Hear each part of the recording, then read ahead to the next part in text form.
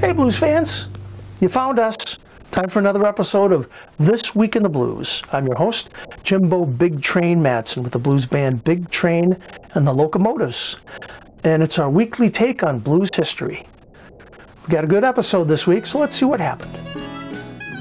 Blues guitarist Phil Guy was born April 28, 1940. He was the younger brother of blues guitarist Buddy Guy. Phil and Buddy Guy were frequent collaborators and contribute both guitar and vocal performances on many of each other's albums. Guy was born in Lettsworth, Louisiana. He played with the harmonica player Raphael Neal for 10 years in the Baton Rouge area.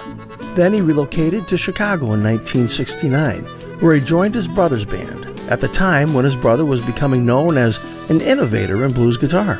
The brothers collaborated extensively with Junior Wells in the 1970s.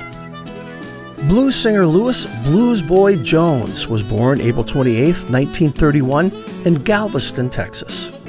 He served as a medic in the U.S. Army during the Korean War and later worked as a longshoreman and shipyard worker. In the early 1950s, he moved to Houston and soon began singing backing vocals on recordings produced by Don Roby.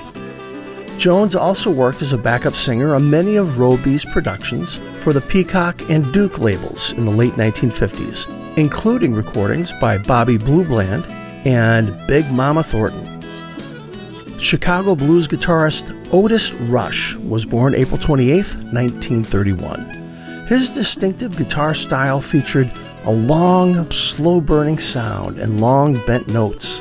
Rush was left-handed and played the guitar left-handed. However, his guitars were strung with the low E at the bottom, upside down from typical guitarists. Albert King did this too.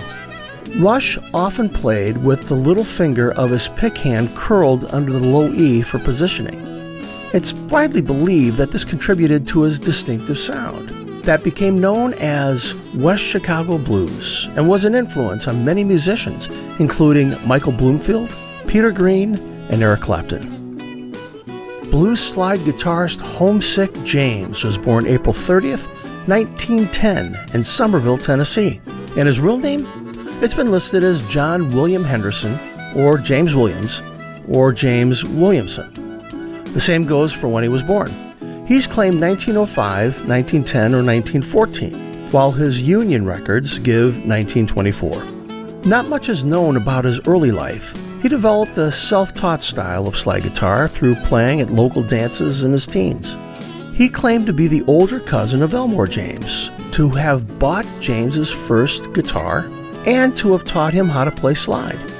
In 1932, he relocated to Chicago and first recorded in 1952, including the tracks Lonesome Old Train and Homesick, which gave him his stage name. Chicago blues guitarist Jimmy Lee Robinson, also known as Lonesome Lee, was born April 30th, 1931 in Chicago. Robinson began his music career as a harmonica player before taking up the guitar. Over the course of his career, he played with some of the biggest names in blues and recorded several albums of his own. He helped to define the Chicago blues style through his recordings and live performances. His music was deeply rooted in the African American experience, and he wrote songs that addressed issues of love, loss, and struggle. One of Robinson's most famous songs is Rosie May, which he wrote about his wife. The song has been covered by several other blues musicians, including Magic Slim. Blues guitarist Reverend Gary Davis was born April 30th, 1896. His finger-picking style was a unique multi-voice style produced just with his thumb and index finger, and has influenced the likes of Bob Dylan, The Grateful Dead, and Keb Mo, just to name a few. Davis was partially blind at birth and lost what little sight he had before he was an adult. He was self-taught on the guitar, beginning at age 6, and by the time he was in his 20s, he had one of the most advanced guitar techniques of anyone in the blues. He played gospel and ragtime in addition to the blues. The Godfather of Soul, Mr. Dynamite, and Soul Brother #1. None other than James Brown was born May 3rd, 1933. In a career that lasted more than 50 years, he influenced the development of several music genres. Brown was one of the first 10 inductees into the Rock and Roll Hall of Fame at its inaugural induction in New York on January 23, 1986. Brown began his career as a gospel singer in Toccoa, Georgia. He first came to national public attention in the mid-1950s as the lead singer of the Famous Flames, a rhythm and blues vocal group founded by Bobby Byrd. Well, blues fans, we just covered some of the highlights here.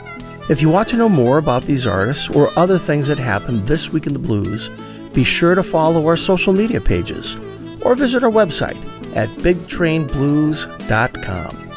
We'll have a new episode next week, so we'll see you then.